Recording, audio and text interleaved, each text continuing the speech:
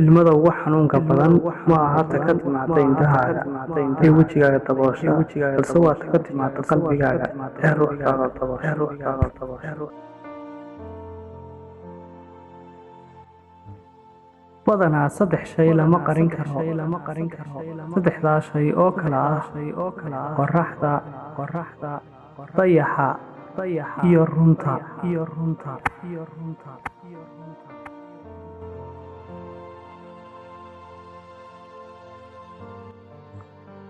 wixii tegey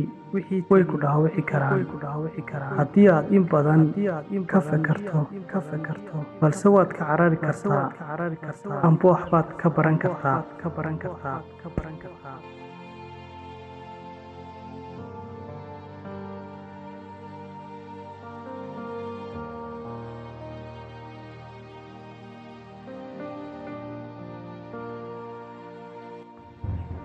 ma jiro nin guul gaadhi karaa iyadoon guushaas qof dumar ah ka dambayn hooyo amba xaas haddii uu labadaba haysto waa qof laba mar nimcaystay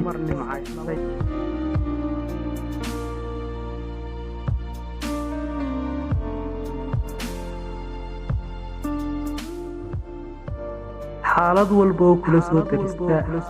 ha iska lumin rajada waayo markaa qorraxdu dhacdoba xidigaha ayaa soo baxa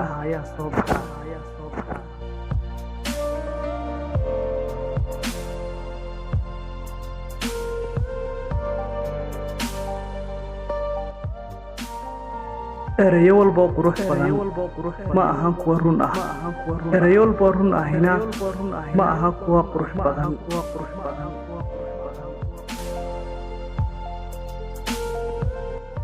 cabirka dhabta ee ninku maaha sida uu u dhaqmo waqtiyada raaxada iyo roonaanta laakiin waa sida uu u dhabar adeego waqtiyada khilaafka iyo caqabadaha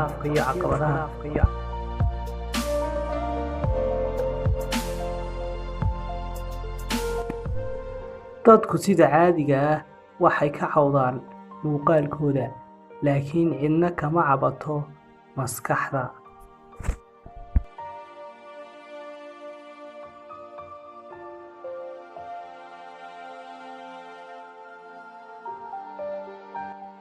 waxbarashadu waa hubka ugu awoodda badan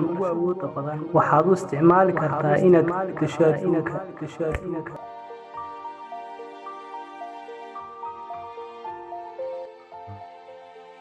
u noolow maalin walba sidii inay tahay